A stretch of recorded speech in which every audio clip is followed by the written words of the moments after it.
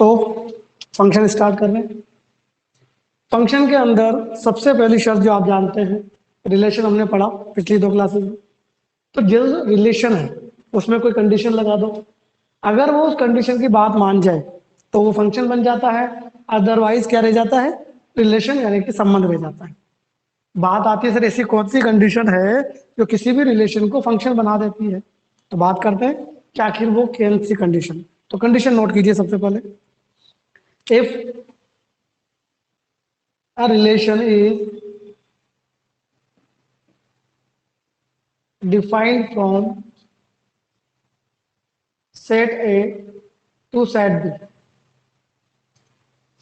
यदि एक संबंध समुच्चय A से समुच्चय B में परिभाषित,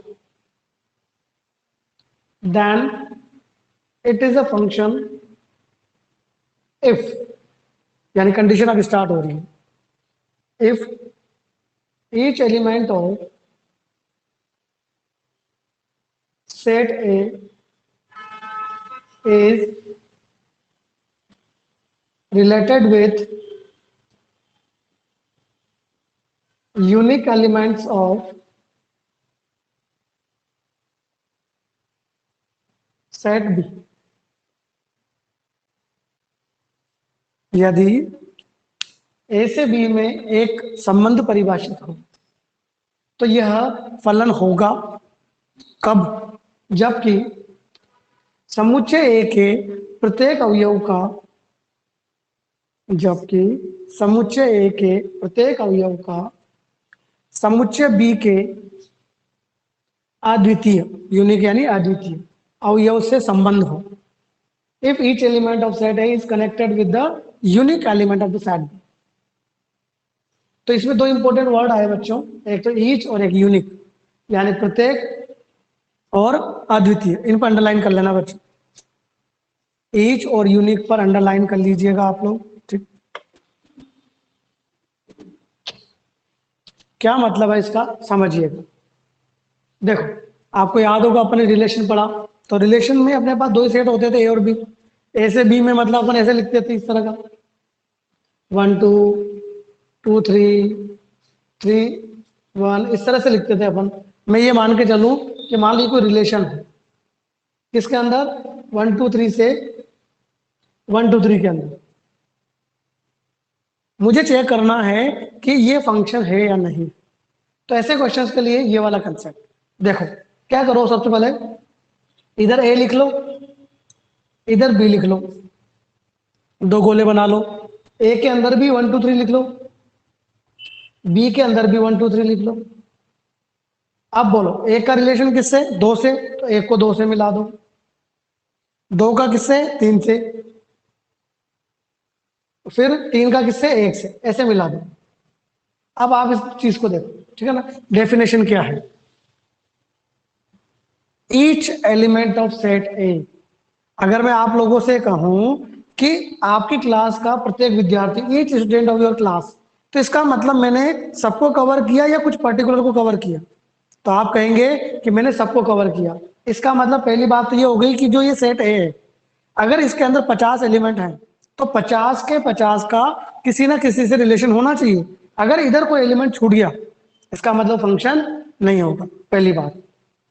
दूसरी बात, related with unique element of set B. Unique का मतलब अद्वितीय, यानी एक, सिंगल, यानी एक का रिलेशन बच्चों एक से होना चाहिए, एक का रिलेशन ज्यादा से नहीं होना चाहिए। जैसे यहां देखिए, इधर कोई छूटा, कोई नहीं छूटा, एक का रिलेशन एक से, एक का एक से, एक का एक से, इसका मतलब ये फंक्शन है। लिख लेना, इट इज फंक्शन। एक एग्जाम्पल डाल सकते हैं, मैं और एग्जाम्पल दे रहा हूं। जैसे अब डायरेक्टली इसका नंबरिंग फॉर्म में बना दो, ये बनाया जैसे मैंने,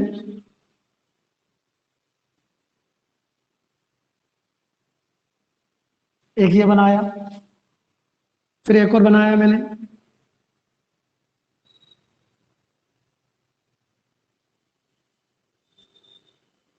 फिर एक और बनाया मैंने,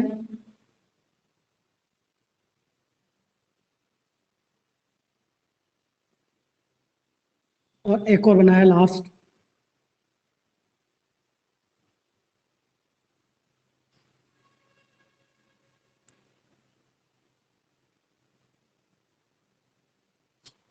तो आप देखिए, जो इधर वाले मैंने ये चार रिलेशन बनाए हैं, हमें चेक करना है इन चार में से कौन कौन तो फंक्शन है और कौन कौन सा फंक्शन नहीं। तो बताइए, ये वाला रवि फंक्शन है कि नहीं है? तो आप कहेंगे बच्चों नहीं है। कारण क्या है इसका? आप देखिए, एक का एक से, एक का एक से, मगर ये छूट गया। जबकि हमने बताया कि इस साइड में, लेफ्ट साइड का कोई भी एलिमेंट नहीं छूटना चाहिए, तो इस वजह से ये फंक्शन नहीं। उम्मीद है क्लियर है सबको इसके बारे में। श्रुति का, इज इट फंक्शन और नॉट? ये भी फंक्शन नहीं है। क्यों नहीं है बच्चों? एक का एक से, अच्छी बात है, मगर यहाँ देखो इसका एक का दो से है। समझ में आ रही है बात? इस एक एलिमेंट का रिलेशन किससे है? इन दो से। इसका मतलब ये भी फंक्शन नहीं। हाँ भाई कार्तिक, इट इज फंक्शन और नॉट? कार्तिक, ये वाला जो है ये फंक्शन है या नहीं है?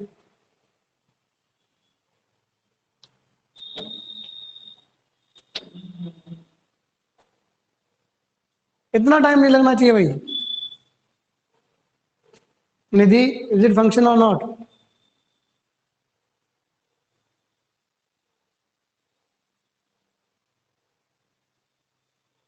निधि से यस, इट्स राइट। देख सकते हैं आप बच्चों, एक का एक से, मैंने क्या कहा, एक का ज्यादा से नहीं होना चाहिए, ज्यादा का एक से हो सकता है, तो यहाँ पर चार का एक से चलेगा, तो ये फंक्शन है। लेकिन एक का ज्यादा से नहीं होना चाहिए, so it is not a. ये सारे एग्जाम्पल लिख लीजिए कि कौन कौन सा फंक्शन है और कौन कौन सा फंक्शन नहीं है। कोई कंफ्यूजन हो तो पूछ लेना। और फंक्शन को याद रखने का मैंने एक तरीका और बता रखा है आप लोगों को, ठीक है ना? कौन सा वाला? बाप बेटा वाला। आप उसे भी काम में ले सकते हैं। मैंने एक आदमी थाली वाला भी बता रखा है, उसे भी आप काम में ले सकते हैं। इस साइड में कौन होता है भाई? एक आदमी, ज्यादा में नहीं खाता लेकिन ज्यादा खाते हैं, यानी इधर होता है आदमी और इधर होते हैं थाली। आप देख सकते हैं चार आदमी एक थाली में खाना खा रहे हैं। ये तो मारवाड़ में आपके बड़ा फेमस प्रचलन है, तो इसके बिना तो आपके काम ही नहीं चलता। पर एक आदमी को आपने कभी भी तीन थालियों में खाना खाते हुए नहीं देखा होगा, ठीक है ना? कोई एक्सेप्शनल केस हो तो अलग बात है, अदरवाइज रूटीन में ऐसा नहीं होता। और दूसरा केस, बेटा बाप, वो आप हिसाब किताब लगा लेना उसका, ठीक है? तो इस तरीके से आप चेक कर सकते हैं कि कौन सा फंक्शन है और कौन सा फंक्शन नहीं। फंक्शन को चेक करने का दूसरा मेथड, नोट लिखेंगे आप लोग, नोट लिखिए।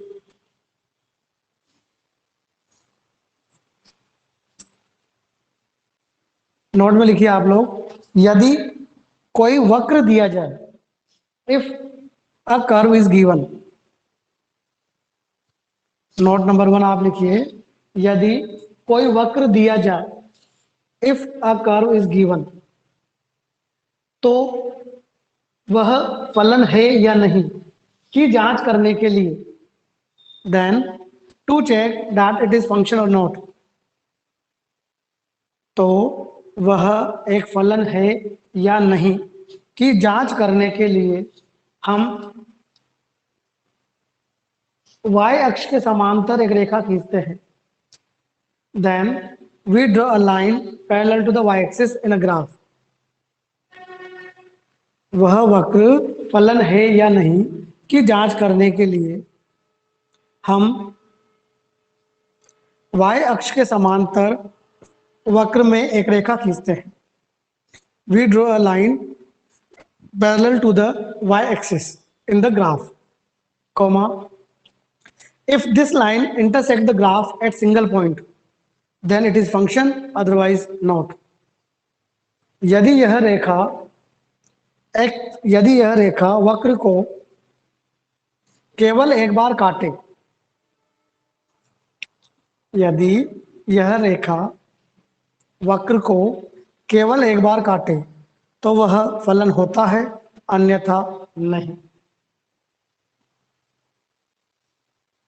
जैसे एग्जाम्पल के तौर पे, ठीक है ना? एग्जाम्पल में क्वेश्चन लिख लो directly,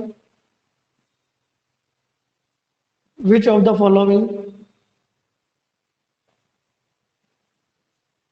is oblique are function. निम्न में से कौन कौन से फलन हैं? First, second, third,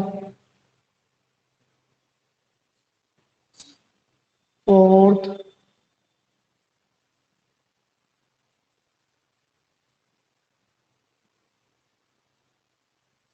fifth,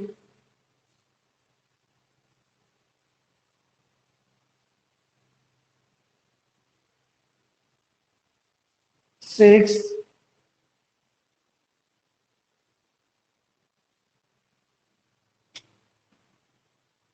seven,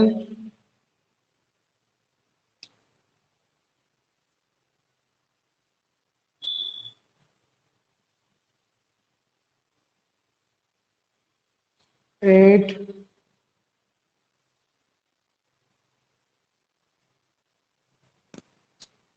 9,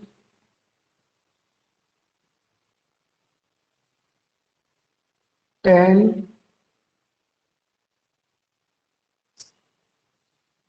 11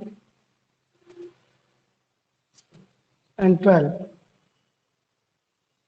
ये कुछ 12 चीजें मैंने आपके सामने लिखी है बच्चों। कुछ 5 एक ग्राफ है और बाकी के इक्वेशंस हैं। आप लोगों को 12 जिनको नहीं दिख रही है उनको मैं 12 दिखा देता हूँ। दिख रही है वैसे तो, ठीक।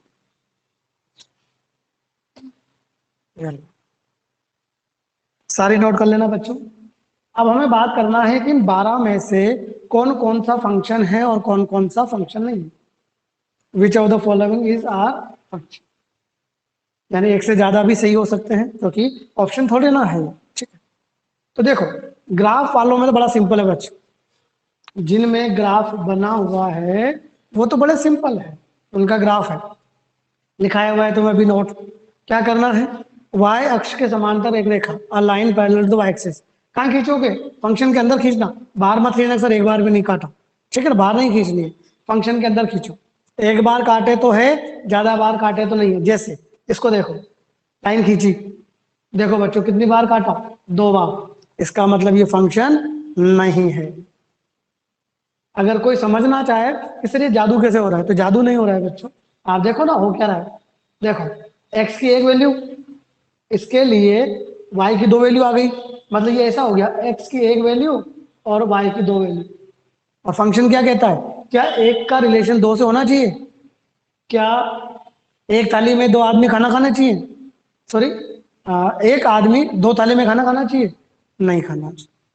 आ रही बात समझ में, तो रीजन वो नहीं है, रीजन वही है जो आपको बताया गया है, बस थोड़ा सा स्पीडली हम चेक कर सकते। तो पहले वाला नहीं है, दूसरा वाला भी नहीं है, तीसरा वाला है। अब आप ये मत करना सर एक लाइन और खींचो, देखो 2 बार काट लिया, तो ना भैया, एक लाइन का देखना है, एक लाइन ने कितनी बार काटा, एक बार, इसका मतलब ये है। ओ जमुरो, समझ में आ रहा है कि नहीं आ रहा है तुम्हें, रानी रचना निधि, ठीक है। इसका मतलब तीसरा है, पहला नहीं है, दूसरा नहीं है, बोलो, नहीं है। अब देखो यहाँ खींचोगे तो एक बार, यहाँ एक बार, यहाँ खींच के देखें तो भी एक बार, लेकिन यहाँ भी एक बार, कहीं भी खींच लो बेटा एक ही आ रहा है। देखो आप कहीं भी खींच के देख लो, एक बार ही आ रहा है, इसका मतलब ये भी है। आ रही है बात समझ में। अब बात आई इनकी, वैसे तो इनके ग्राफ भी आपने 11th में पढ़े हुए हैं, तो ऐसे स्पेशल तो कुछ है नहीं, ठीक है। जैसे इसको देखो, ये इधर आया, x square plus y square बराबर 8, देखा जाए तो ये वृत्ति तो बन गया, सर्कल, सर्कल ये बन गया, और सर्कल नहीं होता। क्लियर। अब बचे ये 2, अगर आप स्क्वायर करोगे तो आप पाएंगे कि ये भी सर्कल है, स्क्वायर करोगे तो आप पाएंगे ये भी सर्कल है। पर यहाँ दिमाग वाली चीज है, आपको याद होगा, देखो स्क्वायर करो, स्क्वायर करोगे तो x square plus y square कितना आएगा, 9, x square plus y square कितना आएगा, 9। देखा जाए तो दोनों एक जैसे दिख रहे हैं, बट ऐसा नहीं है। जैसा मैं बेसिक मैथमेटिक्स में बताता हूँ, 11th में काफी बार बता चुका हूँ, अंडर रूट हमेशा पॉजिटिव होता है। तो बच्चों ये दिखने में तो सर्कल दिख रहे हैं, ये तो पूरा सर्कल है, ये तो पूरा सर्कल है, इस वजह से नहीं है। लेकिन ये y पॉजिटिव है, y बराबर अंडर रूट है ना बच्चों, ध्यान, मतलब कॉम्पिटिशन लेवल की बात है, बोर्ड में कहीं टेंशन नहीं इन चीजों की। कभी आपसे कोई नहीं पूछेगा कि फंक्शन क्या होता है, never, only for competition purpose. तो y बराबर under root something, under root हमेशा पॉजिटिव होता है, मतलब यहाँ y पॉजिटिव है और यहाँ x पॉजिटिव है। y पॉजिटिव होने का मतलब हुआ बच्चों ऊपर, यानी ये आधा सर्कल है और वो भी कौन सा, सिर्फ ऊपर वाला। तो इसका ग्राफ कुछ ऐसा बनेगा, सर्कल बनाओ लेकिन सिर्फ ऊपर वाला, लाइक दिस, ये इसका ग्राफ है। अब आप बता दो ये फंक्शन है कि नहीं है, बिल्कुल है। ये भी आधा सर्कल, लेकिन इस बार एक्स पॉजिटिव मतलब आधा लेकिन इधर वाला। ये भी आधा सर्कल है मगर किस टाइप का, इस टाइप का। तो आप बता दो बच्चों फंक्शन है कि नहीं है, तो ये वाला फंक्शन नहीं है। आई बात समझे, दोनों ही आधे आधे सर्कल हैं, बोथ आर सेमी सर्कल, उसके बावजूद भी ये फंक्शन है और ये वाला नहीं है। रचना निधि किसी को समझ में नहीं आ रहा हो तो पूछ लेना। रवि समझ में आ रहा है, ठीक है ना, कि और ये इंपॉर्टेंट चीज मिल गई, ध्यान रखना इस चीज का, कि हाफ सर्कल है, ग्राफ का विषय ध्यान रखना, पूरा सर्कल मत बना देना। Under root is always positive. अब इनके बारे में बात करें तो देखा जाए तो इनके भी ग्राफ आप जानते हो, ठीक है ना, लेकिन वही जैसे इसके बारे में बात कर रहा हूं पहले, एक्स स्क्वायर बराबर वाई क्या है, पैराबोला। एक्स स्क्वायर वाला पैराबोला ऐसा होता है आपको पता है, और वाई स्क्वायर वाला ऐसा होता है। अरे यार ये दोनों सेम हो गए बच्चों, चेंज करो इसको। 11 और 12 तो सेम लिखाओ में आ गया था, 11 कर लो एक्स स्क्वायर बराबर वाई, 12 कर लो वाई स्क्वायर बराबर एक्स। तो एक्स स्क्वायर वाला ऐसा होता है, वाई स्क्वायर वाला ऐसा। अब वापस देखो, देखना क्या है, ग्राफ है तुम्हारे पास, बताओ इसमें लाइन खींचोगे तो ये आएगा, इसमें लाइन खींचोगे तो नहीं आएगा। तो एक्स स्क्वायर वाला तो है और वाई स्क्वायर वाला 11 और 12 में 11 तो है लेकिन 12 नहीं। उम्मीद करता हूँ समझ में आ गया होगा क्यों, ग्राफ तुम्हारे सामने है। अगर तुम्हारी इच्छा हो कि सर मुझे बिना ग्राफ के करना है, मुझे ग्राफ भूल गया, तो कैसे करेंगे, तो भी सिंपल है बच्चों। तो आप क्या करो, जो भी इक्वेशन आपको दी जाती है उससे निकालो y की वैल्यू। अगर बिना ग्राफ के करना है तो क्या करो बच्चों, कि जो भी इक्वेशन समीकरण आपको दी गई है वहां से क्या निकाल लो, y। जैसे एक्स स्क्वायर बराबर वाई और वाई स्क्वायर बराबर एक्स में समझा रहा हूं, एक ये और दूसरा ये। श्री सर हमें इनके ग्राफ नहीं आते, आप तो बिना ग्राफ के समझो। तो बच्चों y निकाल लो, यहां से y निकाला, ये आ गया, यहां से y कितना आया, अंडर रूट एक्स, ये समझ में आ गया। अब आप देख लो कि इनमें x की वैल्यू रखो, अगर जिसमें x की वैल्यू हम रियल नंबर रख पाए, मतलब सब कुछ, कोई प्रॉब्लम नहीं आए, तो वो फंक्शन है। और जिसमें कुछ रखने में प्रॉब्लम आ जाए इसका मतलब फंक्शन नहीं है। जैसे ये है, बोलो नेगेटिव रखो कोई दिक्कत नहीं है, पॉजिटिव रखो कोई दिक्कत नहीं है, जीरो रखो कोई दिक्कत नहीं है, इसका मतलब ये फंक्शन। यहाँ देखो अंडर रूट है, अंडर रूट में जैसे ही आप नेगेटिव रखेंगे क्या बन जाएगा, इमेजिनरी, काल्पनिक। इसका मतलब इसको नेगेटिव नहीं चलेगा, इसका मतलब फंक्शन। रीजन समझना चाहो तो वही, नेगेटिव रखा यानी -5, ने इधर से तीर चलाया पर इधर से किसी ने उसका तीर नहीं लिया, मतलब इधर कुछ छूट गया, और अगर इस साइड में कुछ छूट जाता है तो वो फंक्शन नहीं होता। उम्मीद है आप सबको समझ में आ गया होगा।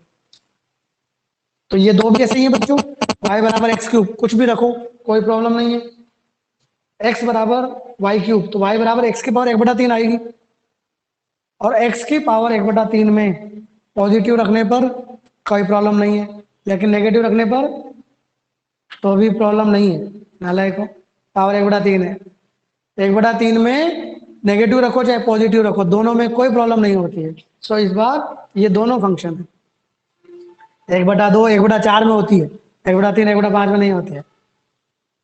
जागो, बड़े दिन हो गए सर ऐसे ऑफलाइन पढ़े हुए, याद ही नहीं आता। ओ ऑनलाइन वाले जमूर हो, कोई समझ में नहीं आया तो पूछ लो। ये जो सारी बातें बताई है 12 फंक्शंस के बारे में, इनमें से किसी भी नंबर में कोई डाउट हो तो पूछ लो। रचना, निधि, कार्तिक, रानी, इन 12 फंक्शंस में से अगर आपको किसी भी फंक्शन में डाउट हो तो पूछ लो कि सर ये वाला समझ में नहीं आया। अगर सारे समझ में आ गए तो ओके लिखो, ताकि आगे बढ़ूं फिर मैं।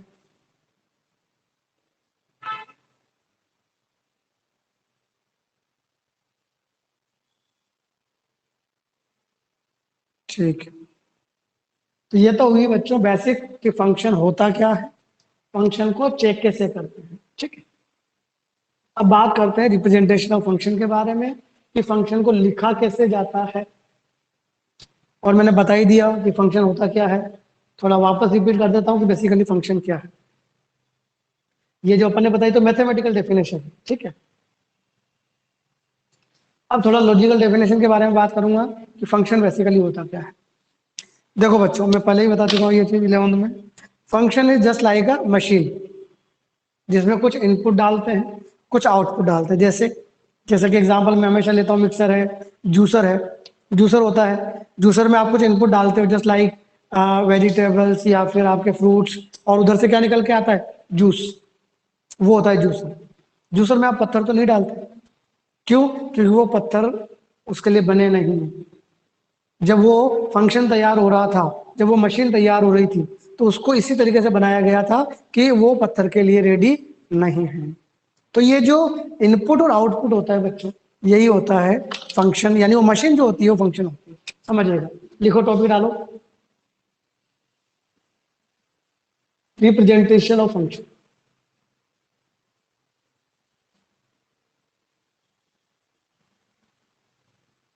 रिप्रेजेंटेशन ऑफ फंक्शन, फंक्शन को लिखने का तरीका। तो फंक्शन को कुछ ऐसे लिखते हैं बच्चों, एफ, इस तरह से कॉलन लगा देते हैं, दो बिंदियां, ए टू, यहां नीचे एफ एक्स बराबर वाई। कुछ लोग कोमा लगा के भी लिखते हैं, चलेगा। एक ये इसका रिप्रेजेंटेशन। एफ ए से बी में डिफाइन है, एफ एक्स बराबर वाई है। ये जो ए है, यही है बच्चों इनपुट, जिसका नाम है डोमेन, बोले तो प्रांत, जिसे हम डी एफ के नाम से भी जानते हैं। ये जो बच्चों बी है, यही है आउटपुट। पर ये आउटपुट है ना, जो ये मिक्सचर ऑफ द आउटपुट है। मतलब क्या सर इसका?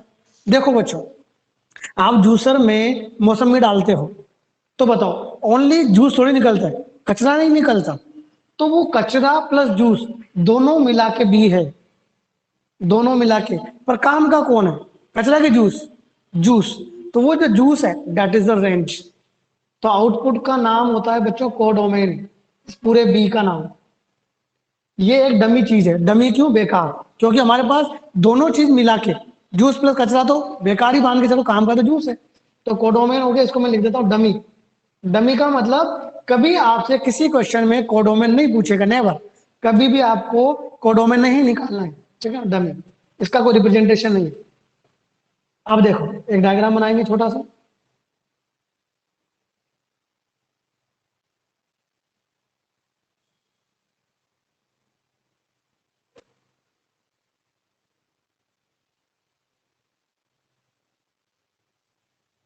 ये आपका फंक्शन, फंक्शन तो ये है, ये ए हो गया, ये वाला हो गया अपना बी, ये हो गया अपना रेंज। बेसिकली ये जो है बच्चों, ये है वो जिन पर तीर आता है, ये है जूस। ठीक है ना? तो ये सहप्रांत हो गया, इसका हिंदी में नाम लिख लो, सहप्रांत। और तीसरी चीज हो गई रेंज, बोले तो परिसर, समटाइम्स परास। ये इंपॉर्टेंट, यानी कि उस मशीन का, उस जूसर का जो जूस है, दैट इज द रेंज, जो काम का है, कचरा काम का नहीं है। ठीक है, लेकिन रेंज हमेशा इसके अंदर से ही होगी। मतलब यू कैन से डेट, जो रेंज होती है, it is the subset of codomain. Subset समझते हो ना बच्चों? उम्मीद है नहीं भूले होंगे। उपसमुच्चय लिख लेना। परिसर हमेशा सह प्रांत का उपसमुच्चय होती है।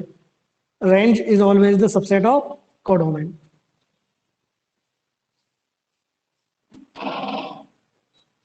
जो परिसर होता है वो सह प्रांत का उपसमुच्चय। सबसेट समझते हो ना, सबसेट मतलब छोटा वाला, ठीक है। ज्यादा से ज्यादा क्या हो जाएगा, इक्वल हो जाएगा, जब ये पूरा के पूरा इक्वल हो जाएगा।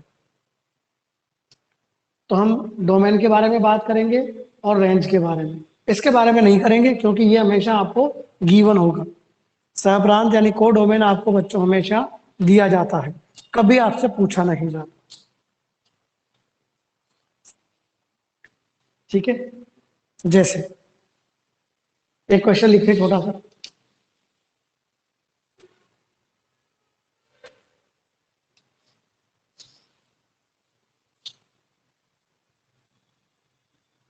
ए बराबर 1 2 3 4, B is equal to A B C D E, f A to B, f x is equal to 1C 4C 2A। एक क्वेश्चन मैंने लिखा, find its domain and range. आपको इसका प्रांत और परिसर बताना है बच्चे। You have to find its domain as well as range. आपको इस फलन का प्रांत और परिसर बताना। तो बच्चों डोमेन के लिए तो बिल्कुल दिमाग नहीं लगाना। ए ये लिखा हुआ मतलब कहीं दिमाग ही नहीं लगाना, इधर वाला हमेशा डोमेन होता है, उसमें कोई कम ज्यादा नहीं होता, यानी एज इट इज बिना दिमाग लगाए कॉपी मारो बोले तो ए। लेकिन रेंज मतलब जिन पर एरो आता है, यानी यू कैन से दैट बाद वाले बोले तो सी ए ई, तीन चीजें बस। सी दो बार है, इसका मतलब दो बार नहीं लिखते, आपको पता है। कर्ली ब्रैकेट है, सेट है, सेट में कोई भी चीज एक बार लिखी जाती है। और कोई आपसे पूछे कि कोडोमेन बताओ भी, तो कोडोमेन तो बी हो गया पूरा, that is A B C D. आप देख सकते हैं कोडोमेन में 5 एलिमेंट है जबकि रेंज में 3 एलिमेंट हैं, राइट। इसी के अंदर या इसी में देखो, the total number of functions defined from A to B. A से बी में परिभाषित कुल फलनों की संख्या बताइए इन द सेम क्वेश्चन। इस सवाल के अंदर ए से बी में परिभाषित कुल फलनों की संख्या, the total number of functions defined from A to B. अभी थोड़ा सा बच्चों पीएनसी में चला गया, ठीक है। ए से बी में परिभाषित कुल फलनों की संख्या, the total number of functions defined from A to B. समझना अच्छे से, ठीक है ना। देखो ए में कितने एलिमेंट है बच्चों, 4, ये मैंने ए लिखा, ठीक है। बी में कितने एलिमेंट है बच्चों, 5, ये मैंने बी लिखा।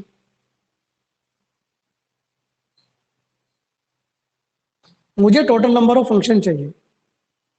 देखो बोलो, इस एक का रिलेशन इन 5 में से किस किस से हो सकता है, किसी से भी। इसका मतलब इसके लिए कितने ऑप्शन हैं, 5। इसके लिए 5 ऑप्शन है, समझना ढंग से। मान लीजिए इसका रिलेशन इससे हो गया, अब आप बताओ क्या 2 का रिलेशन इससे हो सकता है, क्या हो सकता है, फंक्शन चल रहा है अभी। ज्यादा का एक से हो सकता है, एक का ज्यादा से नहीं हो सकता। तो इसका मतलब ये 2 के लिए भी कितने ऑप्शन, 5। मान लो 2 का रिलेशन इससे हो गया, अब क्या 3 का इनसे हो सकता है, बिल्कुल हो सकता है। यानी इस 3 के लिए भी 5 ऑप्शन, इस 4 के लिए भी 5 ऑप्शन। तो आंसर आ गया बच्चों 5 की पावर, बोले तो 625।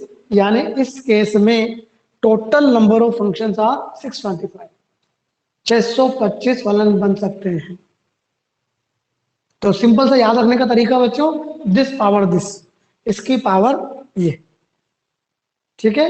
याद रखने का तरीका, इसमें 5 एलिमेंट थे, इसमें 4 एलिमेंट थे, तो एन की बी की पावर ए हो गया, नंबर ऑफ फंक्शंस, ये याद रखने की चीज है बच्चों, बराबर बी की पावर ए, बोले तो 5 की पावर। कोई भी कंफ्यूजन हो तो पूछ लेना।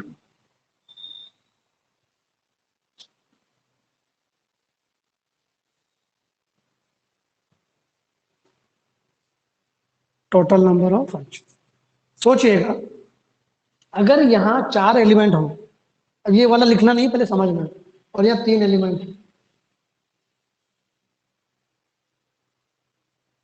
वापस आपसे पूछा जाए टोटल नंबर ऑफ फंक्शन, इसके लिए 3 ऑप्शन, इसके लिए 3 ऑप्शन, इसके लिए 3 ऑप्शन, जैसे लाइक दिस। अब बताओ, इसके लिए, इसके लिए भी 3, और फंक्शन रहेगा, नहीं रहेगा ना, रहेगा, यानी कोई इशू नहीं है, कम हो ज्यादा हो, ज्यादा हो कम हो बराबर हो, कोई दिक्कत नहीं, हमेशा एक ही फॉर्मूला है हमारे पास, v की पावर। आ गई बात समझ में? कौन से फंक्शन है? Total number of function. One one many one वो अपन आगे पढ़ेंगे, ठीक है ना, उनकी संख्या। फिलहाल ये हो गया हमारा नेक्स्ट।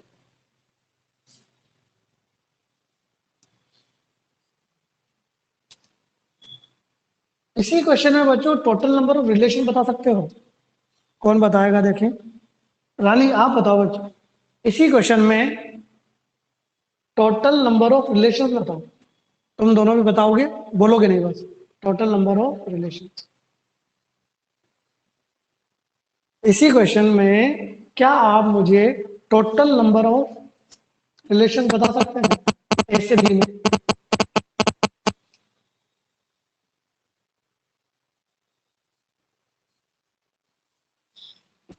मेरे पास 3 जने हैं, रानी, कार्तिक, निधि। आप में से कोई भी बता सकता है बेटा? कि अगर ए ये है, बी ये है, then total number of relations कितने होंगे?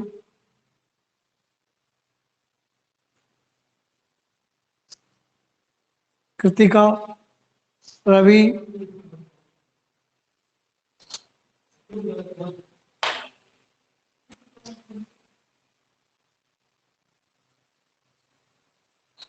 बोलो आप 3 में से कोई। रानी, कार्तिक, निधि, टोटल नंबर ऑफ रिलेशंस। निधि ने जवाब दिया 20, जो कि गलत जवाब है बेटा।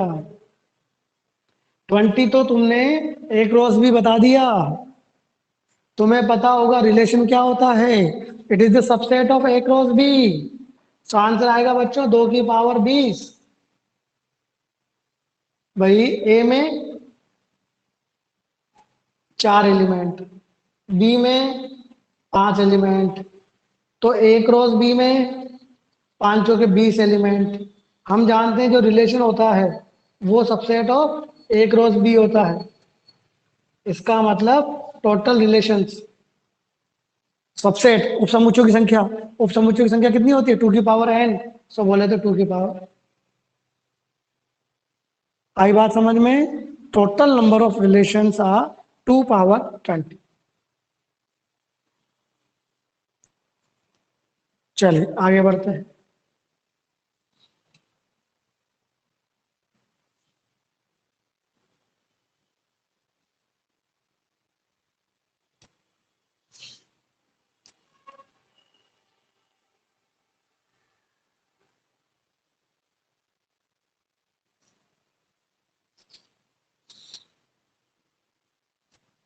अभी जो अपन ने डोमेन और कोडोमेन और रेंज पढ़ा, अब थोड़ी सी अपन इनके बारे में बात करने जा रहे हैं बच्चों, है ना। नेक्स्ट टॉपिक डालिए आप लोग, डोमेन।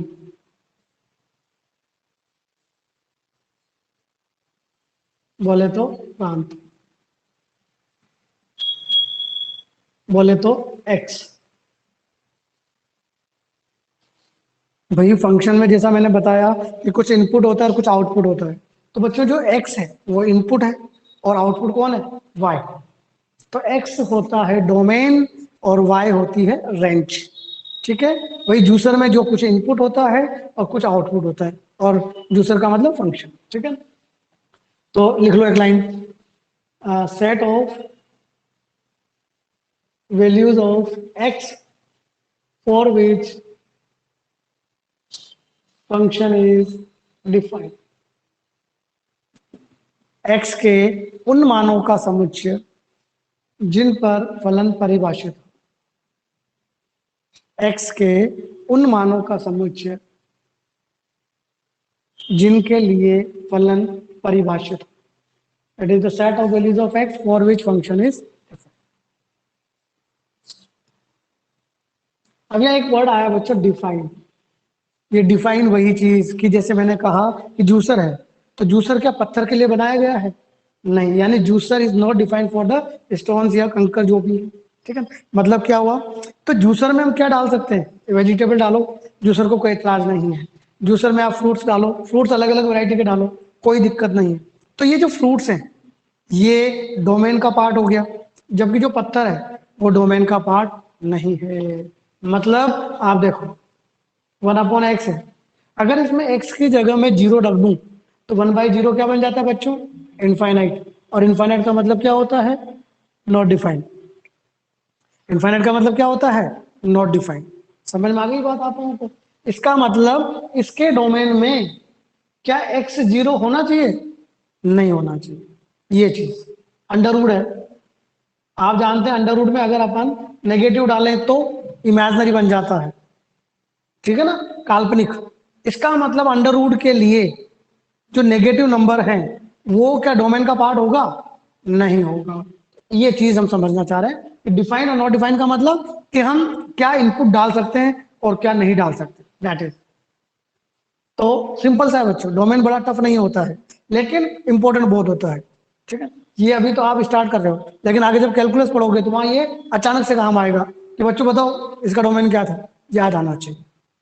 तो 4 डोमेन है, लिख लीजिए।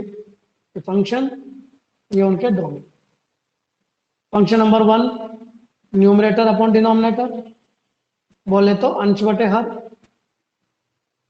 आप समझ सकते हैं बच्चों, इसके अंदर डिनोमिनेटर 0 नहीं होना चाहिए। If denominator becomes 0 then it becomes infinite, जो नहीं बनना चाहिए। तो डिनोमिनेटर 0 नहीं होना चाहिए। दूसरा अंडर रूट, अंडर रूट में 0 चलेगा, चलेगा। पॉजिटिव चलेगा, चलेगा, but negative not allowed. So x greater than equal to log। सब जानते हैं log के अंदर 0 भी नहीं चलता। Base must be greater than 0 and base not equal to. आप तो इतना भी याद रखेंगे तो भी चलेगा कि log के अंदर greater than 0। Last one is the sine inverse and cos inverse x, जो अपन सेकंड चैप्टर में पढ़ चुके हैं। साइन और कॉस की रेंज -1 से 1 होती है बच्चों, तो इनमें सिर्फ -1 से 1 चलेगा, उसके अलावा कुछ नहीं चलेगा। तो ये 4 बेसिक डोमेन हैं जिनकी मदद से हम कोई भी सिंपल और टफ क्वेश्चन कर सकते हैं। एक नोट लिखो छोटा सा, एक है नोट में लिखो आप, यदि 2 या 2 से ज्यादा फलन, इफ 2 और मोर फंक्शंस आर इन, यदि 2 या 2 से ज्यादा फलन प्लस माइनस गुणा या भाग में हो। इफ 2 और more functions are in either plus और माइनस और मल्टीप्लाई और डिवाइड, यदि 2 या 2 से ज्यादा फलन प्लस माइनस गुणा या भाग में हो तो इनका संयुक्त प्रांत इनके अलग अलग प्रांतों का उभयनिष्ठ होता है। 2 or more function are in plus minus multiply divide, then their combined domain is intersection of their individual domains. Then their domain या combined domain is the intersection of their individual domains. अलग अलग प्रांतों का उभयनिष्ठ होता है। तो बच्चों इस पर क्वेश्चंस करेंगे अपन, क्वेश्चंस कल करेंगे। ठीक है, आज के लिए बहुत है। आप लोग 1.1 कंप्लीट करो। ठीक है, और यहाँ पर आज क्या हो गया, फ्राइडे हो गया ना, आज फ्राइडे हो गया, कल और परसों वही ऑफ रहेगा अपना। कुछ भेजूंगा 2-4 क्वेश्चंस, करना उनको। ठीक है, बुक कंप्लीट कर लो। मंडे से आप लोग अगर आना चाहें तो यहाँ पर जैसे आपकी इच्छा हो देख लें। ठीक है बच्चों, मिलते हैं मंडे को।